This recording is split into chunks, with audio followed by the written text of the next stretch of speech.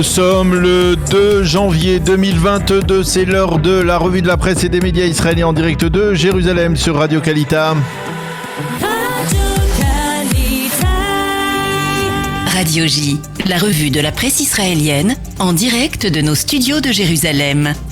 Une revue de la presse présentée ce matin par Daniel Haïk. Daniel, bonjour et Boker Tov. Nous allons commencer par cette première revue de presse de l'année 2022, par le dossier brûlant de l'Omicron qui continue à se propager de manière exponentielle. Et oui Laurence, effectivement, le Yediot Aharonot consacre sa manchette ce matin à cette progression dans le nombre de contaminés en Israël. Il publie le chiffre impressionnant de 8000 nouveaux malades recensés ce week-end et nous promet 20 000 contaminés, pas moins au quotidien d'ici une semaine à peine et même d'ici la fin de cette semaine.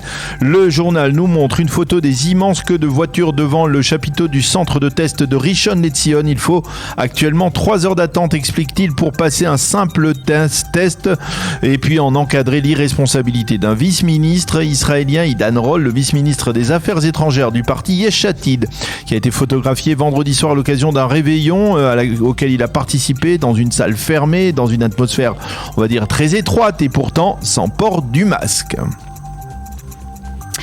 Le Israël Hayom, lui aussi, mentionne l'augmentation drastique du nombre de malades. Oui, et le journal Le Quotidien Gratuit mentionne en manchette que les conditions d'obtention de tests vont être durcies pour éviter les embouteillages immenses justement devant les centres qui sont aussi en photo du Quotidien Gratuit.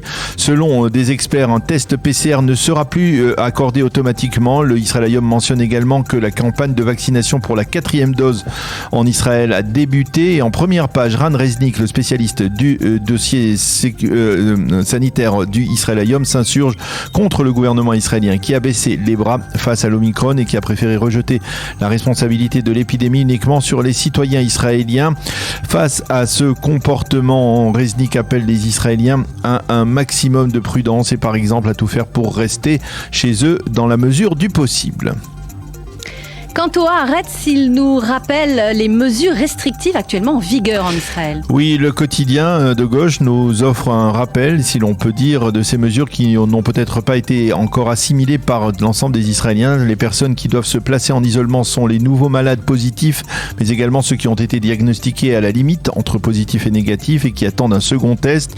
La durée de l'isolement, 10 jours s'il n'y avait pas de symptômes au cours des 3 derniers jours et jusqu'à la réception d'un document officiel certifiant la guérison. Ceux qui ont été en contact pendant plus de 15 minutes avec un malade doivent subir un test antigénique s'ils sont vaccinés.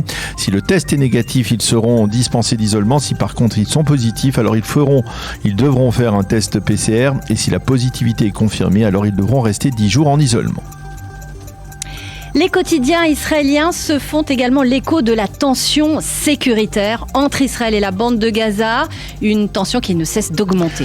Oui, une tension qui a grimpé hier matin avec l'envoi par le Hamas au large des côtes de Bat Yam, près de Tel Aviv, de 2 missiles qui sont tombés en mer. Certes, le Hamas s'est empressé d'affirmer qu'il s'agissait d'une erreur, je cite, due au mauvais temps, un prétexte relativement souvent utilisé par le mouvement terroriste. Dans des médias arabes, on a affirmé que c'était en fait le djihad islamique qui était responsable de ce tir et que cela pourrait être lié à la détérioration de l'état de santé d'un terroriste palestinien détenu en Israël et qui poursuit depuis 4 mois sa grève de la faim. Au sein de Tzahal, on a promis une réponse et l'on s'est préparé à une nouvelle escalade de la violence et il faut d'ailleurs souligner que les sites d'information du Haaretz et du Maariv ont confirmé cette riposte de Tzahal qui est intervenue vers minuit et demi hier soir avec des bombardements de Tzahal contre des positions du Hamas.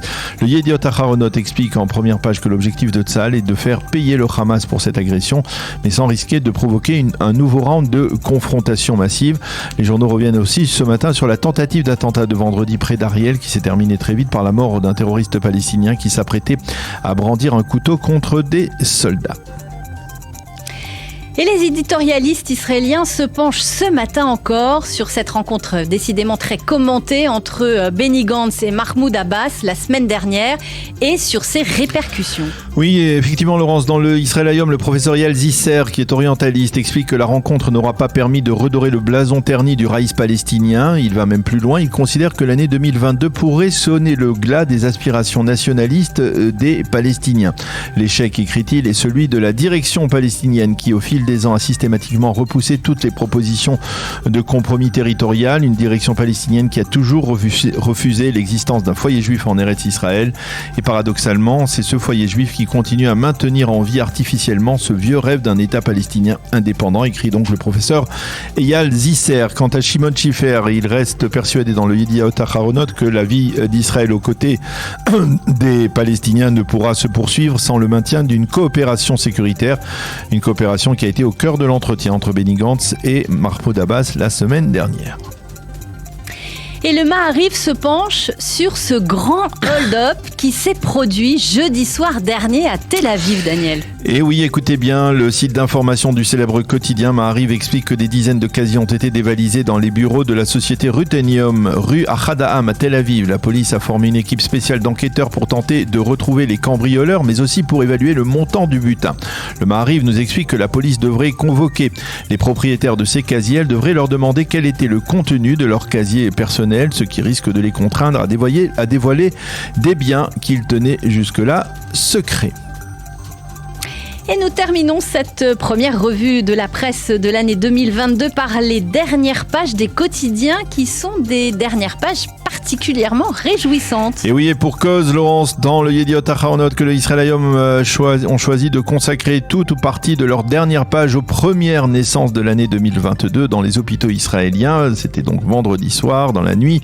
Le Yediot nous montre les premières naissances de l'année dans les hôpitaux Hadassah, Mont Scopus à Jérusalem, Sharet Tzedek également à Jérusalem, Shibat El HaShomer près de Tel Aviv, Rambam Haïfa et Soroka Be'er-Sheva.